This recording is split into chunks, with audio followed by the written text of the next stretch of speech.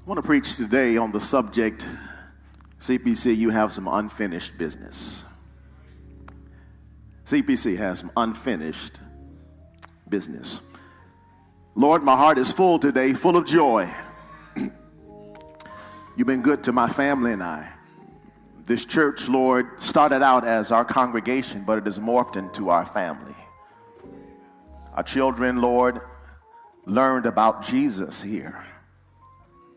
Learn what it is to come to Sabbath school here. We learn how to become a family here. And Lord, while certainly excitement is in the air on what you're about to do, it is always tough to pull away. So Lord, would you please place your seal, your signature on this moment?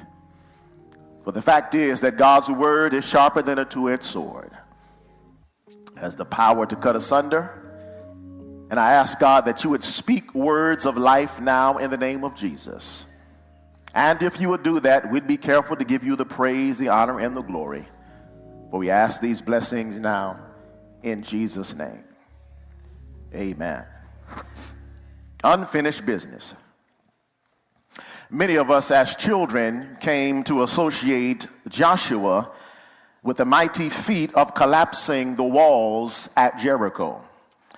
But what you must understand is that Joshua's true claim to fame was not what happened at Jericho, but Joshua's true claim to fame was that he was assigned to replace Moses as the next leader of Israel. Now you must understand that everything Joshua learned under the tutelage of Moses, in spite of that, this would be no easy task. Because Israel had become accustomed to polished experience, and now they were to be led by youthful idealism. You get it after a while. You see, Moses was tried and tested, but Joshua was emerging and developing. Okay, they still don't got it. I'll preach more. Moses was battle tested, but Joshua was just a lieutenant. Okay, let me come closer. Moses wore suits to board meeting. Joshua wore jeans to board meeting. Let me come a little closer. Moses liked gospel music. Joshua liked praise and worship. Moses said, "How are you doing?" Joshua said, "What's good?" Moses gave handshakes. Joshua gave dap. And when Joshua took over, some of the folks in Israel were asking themselves, how is this going to work? But if you read the Bible correctly, it appears that Israel gave Joshua a chance to lead, and in doing so discovered that while Joshua came in different packaging, he came from the same God. It was this successful partnership that allowed Israel to make significant progress in conquering the promised land. But in chapter 23, we find ourselves lodged in this precarious predicament. There's some apprehension in the camp, and the apprehension is this. Joshua has announced in verse 14 that the time has come for his leadership to end. And this announcement is particularly disruptive for Israel. Why? Hear me, church, because this is the second time in their generation that they've had to say goodbye to their designated leader. They said goodbye to Moses in Deuteronomy 34, and now they're saying goodbye to Joshua in Joshua 23. And the reason this has caused so much apprehension is because everybody knows that Joshua is leaving at a time when there's so much left to be done. You see, biblical scholars will let us know that at this juncture in Israel's history, the Israelites have marched into the promised land, but they have not conquered the promised land. There are Canaanites still in the promised land. There are Asherites still in the promised land. There are Naphtalites still in the promised land. And because everybody knows there is so much work left to be done, the next question that pervades Israel is, who's coming next to finish the tasks that are yet to be completed? And this is the reason that Joshua speaks up in the 6th verse. Because the people think that God is about to send a person to complete these tasks, but Joshua knows that God is up to something bigger, and thus reminds the people that in this next season of ministry, hear me CPC, the Lord your God himself will push them out for your sake. He will drive them out before you. And you, not Moses, and you, not Joshua, will take possession of their land, as the Lord your God promised you. In other words, in Joshua's day, it was the leaders who worked to get to the promised land. But in this next season, God was going to have the people work to get to the promised land. Okay, let me say it one more time. Before, the leaders were the one hearing from God, but now the people are about to hear from God. Before, the leaders were the ones doing the ministry, but now the people are going to be the ones doing the ministry. Before, the leaders have done God's business, but in this new season, the people will finish God's business. In other words, what Joshua is trying to say is that when transition occurs, the most important question is not who is the new leader that will be coming. The most important question is who are the current members that need to start working. Why? Because God has some unfinished business. And the reason I'm preaching this today is because for the last few weeks, there's been a pervading question that has been circulating, and particularly they've been asked of me, Pastor Jacobs, who is the new leader that will soon be coming? But God brought me here today to say that the real question is not who is the new leader that will be coming. The real question is who are the members that need to start working? Because there is more work to do before we get to the promised land. And God needs some members to complete his unfinished business. And as we approach the end of time, God will strategically usher his church into a new season of ministry, reminding his people who sit in the pews that the work will not be finished by pastors. The work will be finished by y'all, the members. Let me say it again. I've come by today to tell you that the work of God will not be finished by your next pastor. The work of God will only be finished when the people at CPC raise up and declare that the gifts that God has given you, you will use to complete God's unfinished business. I know, you see, some of you came to CPC because somebody gave you a Bible study. But in this new season, God wants you to give a Bible study. Let me say it again. Some of y'all came to CPC to hear good music, but in this new season, God wants you to invite somebody to hear some good music. Some of y'all came to CPC to hear good sermons, but in this new season, God says, I want your life to be a good sermon. I want your how you communicate on your job to be a sermon. I want your marriage to be a sermon. I want how you drive on 495 to be a sermon. I want how you deal with your enemies to be a sermon. God said, I'm tired of people just coming to receive. I need some people who are going to finish my business. I want to suggest today, beloved, that all I've come today to say is that although I may be leaving CPC has some unfinished business, there are some neighbors who have yet to be invited to church, unfinished business. There are Bible studies that have yet to be given, unfinished business. There are spouses who have yet to accept the truth, unfinished business. There are nursing homes that have yet to be visited, unfinished business. There are prisons that have yet to be preached to, unfinished business. There are friends who have yet to receive Bible studies, unfinished business. Somebody in the city of Alexandria will not be saved until CPC raises up and completes unfinished business. And the text tells us that the people best positioned to complete God's unfinished business, number one, I won't be long today, are the people who demonstrate uncompromised commitment to God's word. I'm convinced, hear me church, that the greatest value the Seventh-day Adventist church has to the world is to be a people who demonstrate what it looks like to have uncompromised commitment to God's word. Now, this may be a shock to you, but let me give some of y'all a news flash. God has people who are smarter than us. See, that's always a weak amen in the Adventist church. You know, we think we got a lock on salvation history. If y'all have learned anything from me, you learned this. I love my church, but God's anointing is too big to be confined to one people. He knows, watch this, God knows better than to give all the gifts to one individual. Some of us can't handle the small gift that we have. Hear me today. God has people with more talent than us. He has people with more money than us. Thank you, Jesus. But what God needs are people who are so full of the Holy Ghost that they will live lives of uncompromised obedience to the word of God. And this is what Joshua is trying to communicate in Joshua 23:6. He says, be very strong, careful to obey all that's written in the book of the law of Moses. Not just obey it without turning aside to the what? Come on now, without turning aside to the what? Or to the what?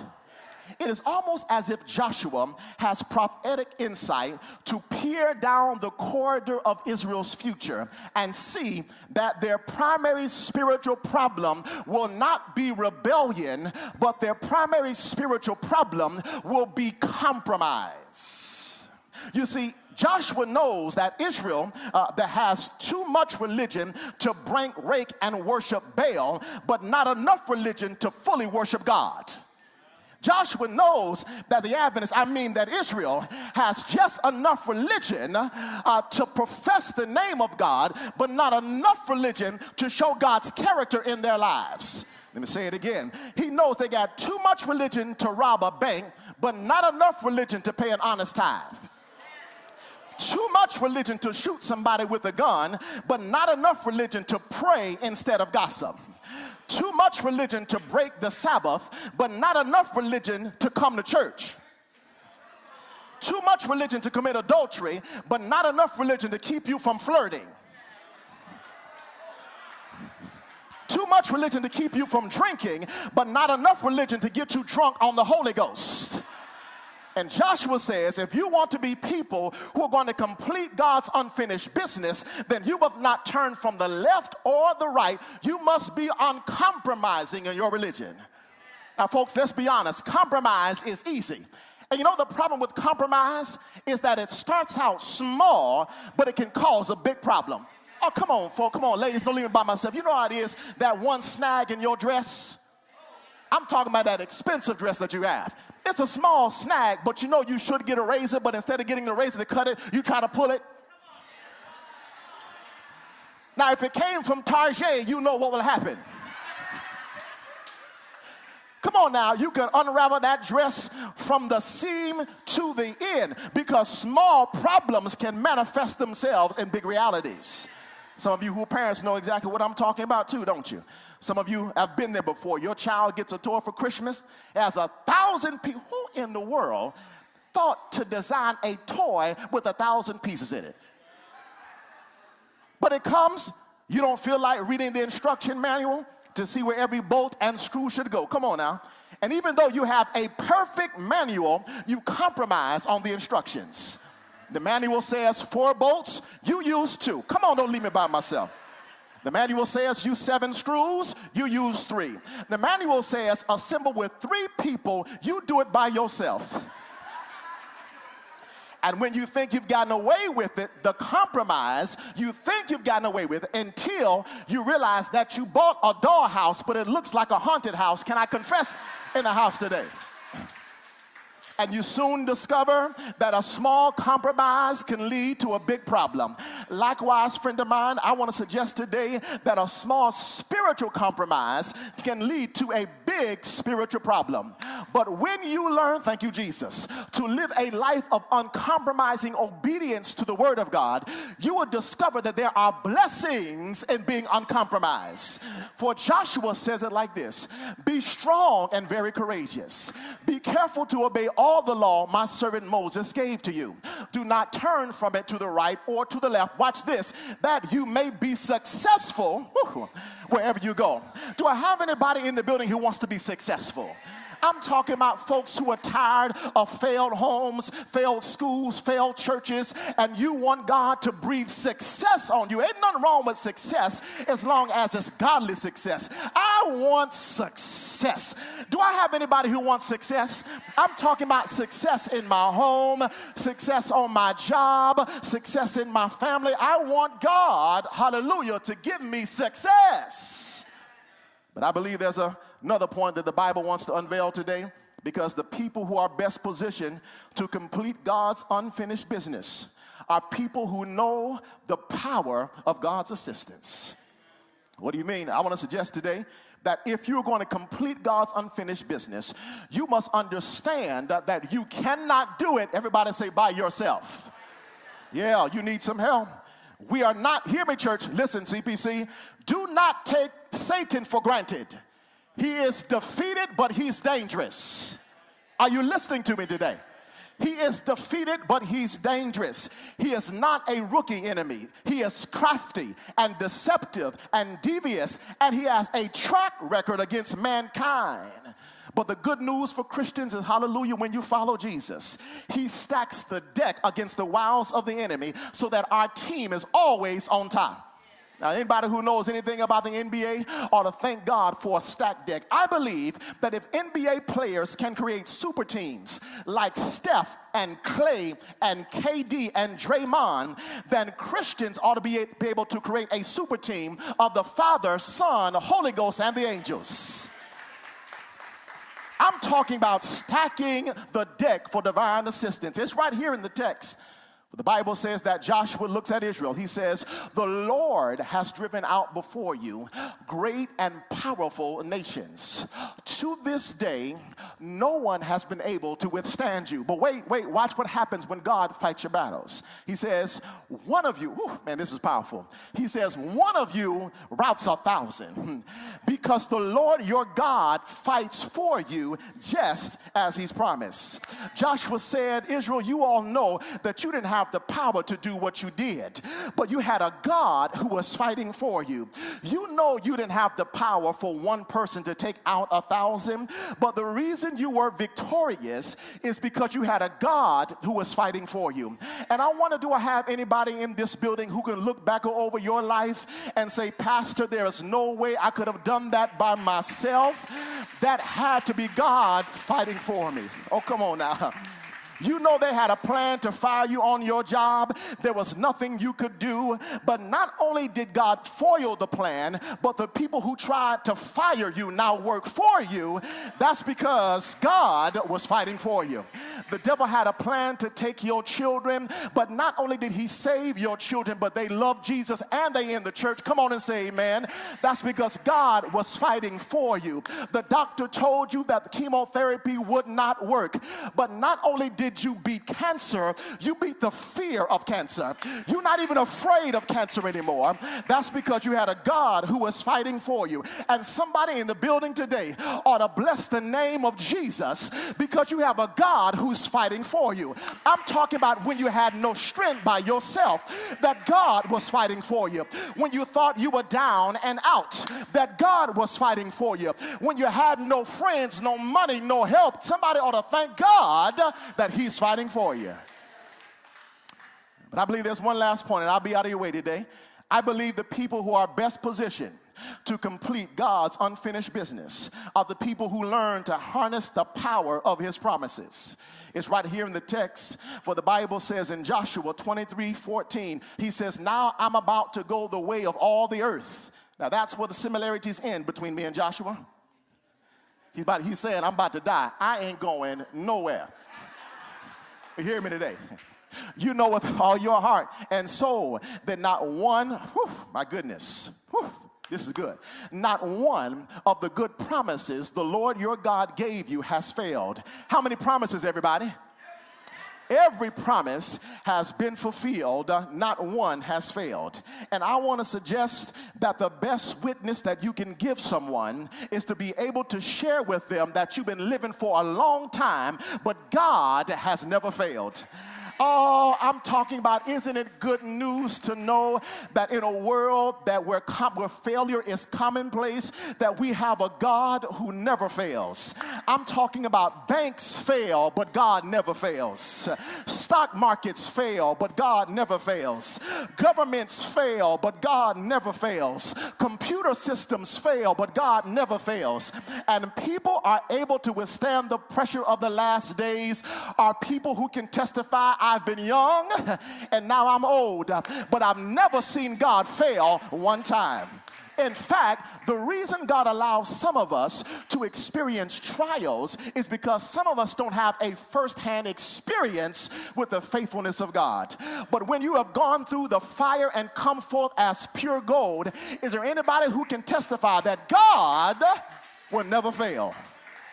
In fact, I'm done now. I want to suggest that the essence of the gospel is to remind the world that in spite of what it looks like, God never fails. You see, this is the mistake that Satan made on crucifixion weekend.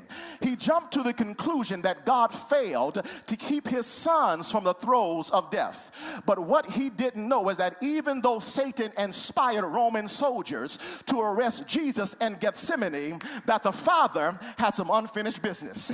Satan thought that he was a victor when the Jewish leaders arraigned Jesus before a kangaroo court, but he didn't know that the Father had some unfinished business. Satan laughed when they slapped him and spat on his face, but he didn't know that the Father had some unfinished business. The devil thought that he'd won when they placed a crown of thorns on his head, but he didn't know that the Father had some unfinished business. Demons laughed when they beat Jesus with a cat of 9 tails, but they didn't know that the Father had some unfinished business. The devil thought that he won. He thought that he was victorious when he placed nails in the hands of Jesus, but he didn't know that the Father had some unfinished business. When he cried out, Father, why have you forsaken me? Even Jesus didn't know that the Father had some unfinished business. The devil thought that he'd won when Jesus said, it's finished. But it's not over, because God said, I have some unfinished business. When they laid him in a tomb on Friday, here it is, Satan thought that he was the new king. But early on Sunday morning, I said early on Sunday morning, he found out that Jesus had some unfinished business. Because do I have anybody in the building? I said, do I have anybody in the building? Help me out. Do I have anybody in the building who knows that Jesus has some unfinished business? Because early